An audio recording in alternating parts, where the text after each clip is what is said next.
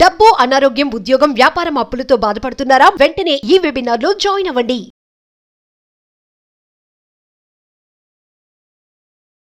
Hi hello నమస్తే, welcome back to Suman TV. Life skills, money coach, law of attraction Brahmashri JKR గారు మనతో పాటు ఉన్నారు. గురుగారితో మాట్లాడదాం. నమస్తే అండి. నమస్కారం అమ్మా.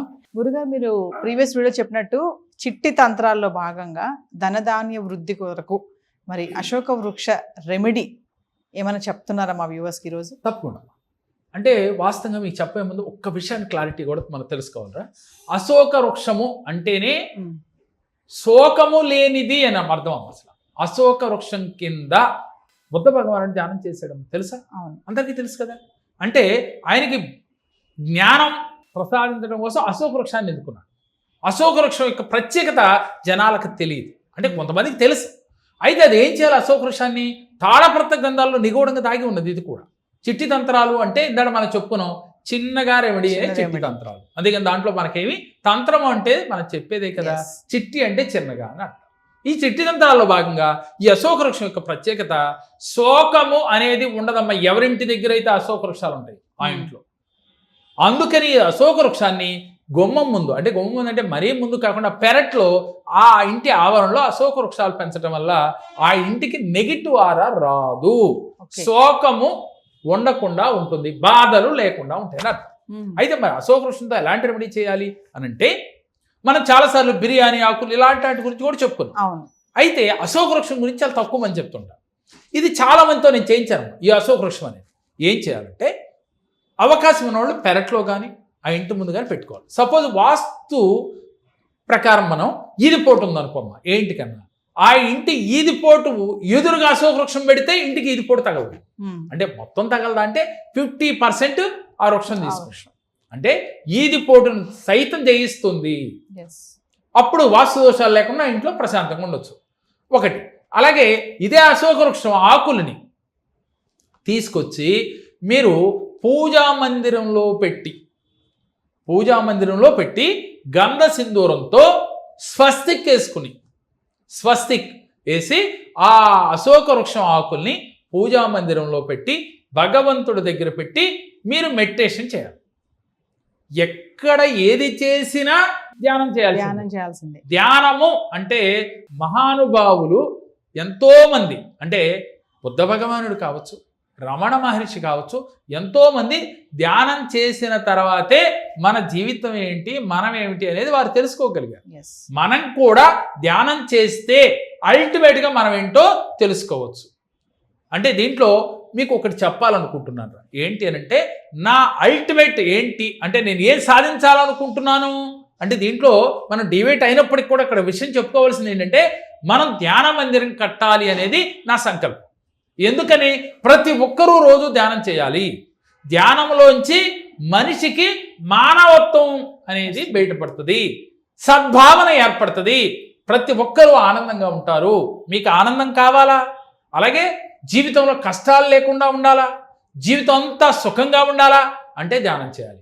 మరి అటువంటి ధ్యాన మందిరం కట్టాలనేదే నా యొక్క దృఢ సంకల్పము. అది అతి త్వరలో మనం ప్రారంభించబోతున్నాం అమ్మా. అంటే ఈ సందర్భంలో మనకి అది వచ్చింది కాబట్టి అది చెప్పాల్సి వచ్చింది. ఇక్కడ ఈ అశోక వృక్షం ఆకులు పెట్టి అలాగే స్వస్తిక్ వేసుకుని ధ్యానం చేయాలి. ఏమని ధ్యానం చేయాలి? మీకు ఎలాంటి కష్టం ఉందో, అంటే ఆర్థిక కష్టాలు ఉన్నాయనుకున్నాం కదా, అంటే ఆ పదాన్నే వాడకూడదని చెప్పుకున్నాం ఇందాక. మనం వాడకూడదు, కానీ మీకు అర్థం కావాలని ఆ పదాన్ని చెప్తూ ఉన్నాను. మనసులో సంకల్పం చేసుకోండి, విజువలైజేషన్ చేయండి. బుద్ధ భగవానుడికి జ్ఞానాన్ని ప్రసాదించినట్లుగా నాకు జ్ఞానాన్ని ప్రసాదించు. జ్ఞానం ఉన్న చోట లక్ష్మీ కటాక్షం ఉంటుంది. ఎవరికైతే జ్ఞానం ఉంటుందో ఆలోచన బాగుంటుంది. ఆలోచన బాగుందో మనసు పెట్టగలుగుతారు. ఎప్పుడైతే మీ మనసు మీ మాట ఉందో యూనివర్స్ కనెక్ట్ అవుతారు. ఎప్పుడైతే యూనివర్స్ కనెక్ట్ అయ్యారో పంచభూతాలు, యూనివర్స్ అన్నీ మీకు కనెక్ట్ అయ్యి మీరు ఏది కావాలో అది ఇస్తారు. అట్లా ఈ అశోక వృక్షాన్ని పెట్టి ధ్యానం చేస్తే వెంటనే కనెక్ట్ అయిపోతారు. ఇంకా ఆకులు తర్వాత తీసుకెళ్ళి మీ గళ్ళాపెట్టిలో పెట్టుకోవాలి. వ్యాపారం చేసేవాళ్ళు జన ఆకర్షణ కలుగుతుంది. వ్యాపారంగా ఉండి ఉద్యోగాలు చేసేవాళ్ళు అయితే బీరువాలో పెట్టుకోవాలి, క్యాష్ పెట్టే చోట. ఇలా చేయాలి. లేదు సార్ ఇంకా నాకు అల్టిమేట్గా రెమెడీ కావాలి అనుకని మీకు ఆలోచన ఉంటే, ఎక్కడైతే అశోక వృక్షం ఉందో రోజు ఉదయం తెల్లవారుజామున లేచి 1 గంట ధ్యానం చేయండి. మీ మనసు మీ మాట వినటమే కాకుండా మీరు ఏది కోరుకుంటే అది వచ్చేస్తుంది. అంటే ఎట్లా వస్తుంది అని అంటే అల్టిమేట్గా భగవంతుడి దగ్గర నుంచో యూనివర్స్ దగ్గర నుంచో పంచభూతాల దగ్గర నుంచో వచ్చేది మనకి. అయితే పంచభూతాల దగ్గర నుంచి యూనివర్స్ దగ్గర నుంచి ఏమొస్తుంది? వారికి అనుగ్రహం వస్తుంది. ఆ అనుగ్రహం ఎలా వస్తుంది? నువ్వెన్నుకున్న వృత్తిలోంచి వస్తుంది, ఆ క్లారిటీలోంచి వస్తుంది, నీ సంకల్పంలోంచి వస్తుంది. మళ్ళీ అక్కడ నువ్వే ఆ మణిని సంపాదించేది, ఆ మణిని తెచ్చుకునేది ఎవరు? నువ్వే. కానీ వాళ్ళ అనుగ్రహం ఇస్తున్నారు, కానీ ఆ క్లారిటీ నువ్వు ఇవ్వాలి. ఎప్పుడైతే నీ క్లారిటీ ఇచ్చావో యూనివర్స్ కానీ పంచభూతాలు కానీ తదాస్తు అంటే నువ్వు అనుకున్న గోల్ రీచ్ అయ్యి. గురుగారు ఇందాక మీరు నెగిటివ్ ఆరా అన్నారు కదా, నెగిటివ్ ఆరా అంటే? నెగిటివ్ ఆరా అంటే మనలో థాట్ ప్రాసెస్ అమ్మా. ఎంతసేపు నిన్న జరిగిందో రేపు జరిగేదో, నేను ఎప్పుడు ఒక మాట చెప్తుంటాను, రేపు అనేది క్వశ్చన్ పేపర్ అమ్మా, నిన్న అనేది అయిపోయిన డస్ట్బిన్లో పడేసే పేపర్.